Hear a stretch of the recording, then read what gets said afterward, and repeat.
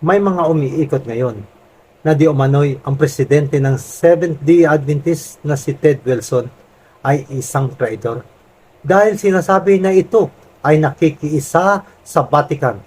Ito ba ay totoo? Bakit iwinawagayway ang bandila ng Vatican sa ginawang meeting ng General Conference? Ang General Conference ba ng Seventh-day Adventist ngayon ay siyang Babylonia? Kaibigan, iyan ang pag-aaralan natin ngayon tungkol sa propesiya ng Sunday Law.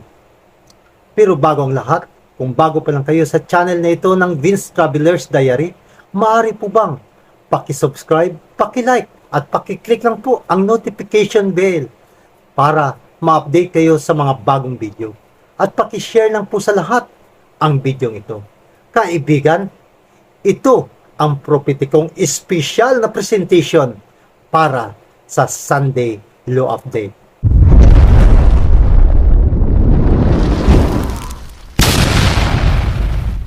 Sa Apokalipsis 17, talatang 1 at 3 hanggang 5, ipapakita ko sa iyo ang paghuhukom para sa dakilang patutot na nakaupo sa maraming mga tubig.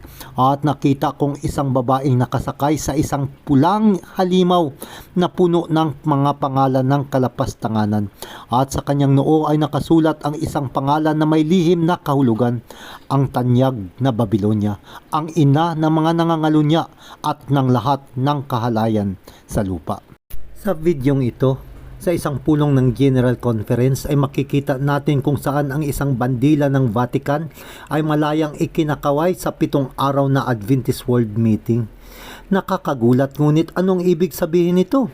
Ang konklusyon ng iba ng Adventist Church ngayon ay siyang Babylonia. Bakit pinahintulutan ito ni President Ted Wilson? Ang salitang Babylonia ay nangangahulugan ng kalituhan at ang pangalang ito ay nagmula sa Tore ng Babel na itinayo pagkatapos ng baha ng mga mapanlinlang na pagano. Ating makikita na mula sa lumang tipan kung saan ang paganong kaharian na pinangalan ng Babylonia ay bumangon na mababasa ang kasaysayan nito sa Daniel Kabanata 3 at Daniel Kabanata 5. Itong pandaigdigang paganong kaharian na naglabas ng kautusan tungkol sa pagsamba. Nasambahin lamang ang 90 talampakan na larawan na itinayo ni Haring Nebukadnezar. At sa Daniel Kabanata 6, kung saan si Haring Darius ay naglabas din ng batas kung saan ipinagbabawal kay Daniel ang kalayaang sumamba sa Diyos ng langit. Sa bagong tipan sa mga aklat ng Apokalipsis, ang salitang Babylonia ay ginagamit upang ilarawan ang isang kahariang pangrelihiyon na kaaway ng bayan ng Diyos, ang espiritual na Israel na siyang kanyang iglesia. Ang tanong, kaibigan, kaya ba nating kilalanin ang patutot na simbahan ayon sa Apokalipsis 17 na tinatawag na Dakilang Babylonia? Ang sagot ay oo. Ito'y malawakang kinikilala na iisa lang ang simbahan na nag-aangkin ng maging inang simbahan at iyon ay ang simbahan ng Romano Katoliko. Sinabi iyon ng isang prominenteng paring Katoliko na si John A. O'Brien na ang pananatili sa pagdiriwang ng linggo bilang isang paalala ng inang simbahan na kung saan ang mga humihiwalay na mga sekta ay hindi Katoliko. Ang kapapahan bilang Antikristo ay makikiisa ang estado na magpapatupad ng batas tungkol sa pagsamba tulad ng kay Daniel. Ito ang endgame ng Antikristo at ito ay tatawagin ang pagpapapasa ng pambansang batas ng linggo. Si Ted Wilson, ang kasalukuyang pangulo ng Seventh-day Adventist Church, ay maraming mga ekspekulasyon na ito'y nakipag-alyansa sa Vatican at mayroong watawat ng Roma na hinayaang iwagayway sa pulong ng General Conference. Panoorin natin ang pinakabagong video ni Ted Wilson tungkol sa Sunday Law. It is rock solid, confirming Revelation 13 and 14. You can be sure these events will happen. Now, the United States, and I praise God for what this country has been, and I am a citizen of this country, and I thank God for the rights and the privileges of being a citizen.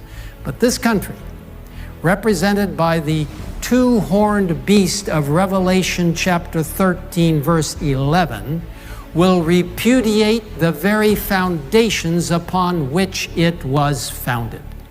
The two horns represent republicanism, not the party, but the form of government termed a republic, and the other horn representing Protestantism.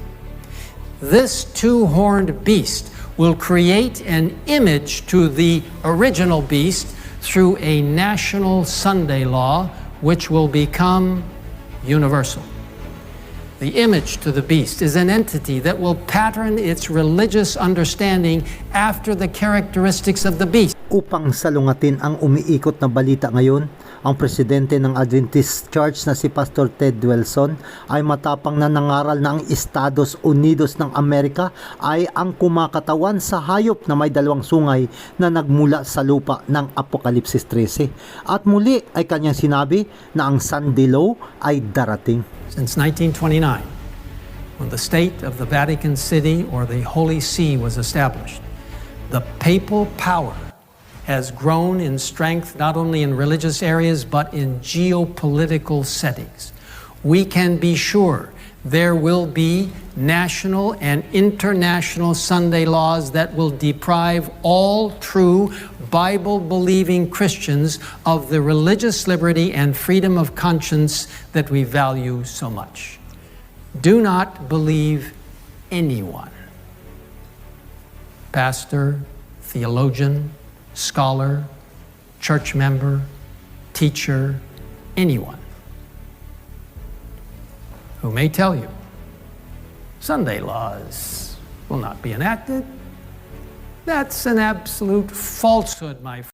Sinasabi ni Pastor Ted Wilson sa lahat ng mga Adventista na hindi natin dapat pakinggan ang mga taong nagsasabi na hindi mangyayari ang Sunday Law.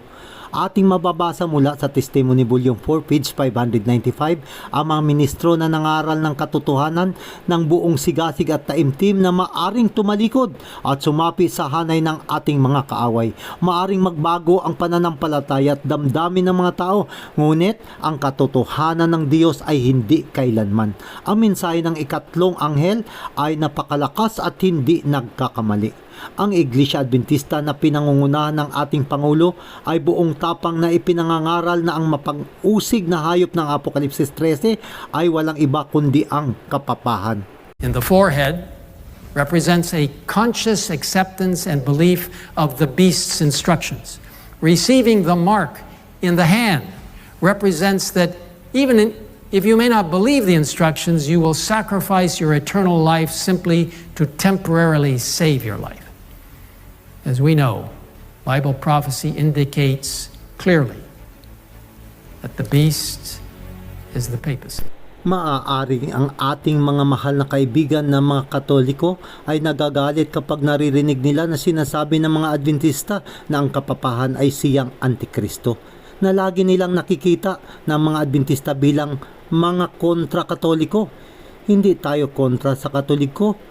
Hindi tayo kontra sa Katoliko, bagkus atin lang ibinabahagi ang kasalukuyang katotohanan.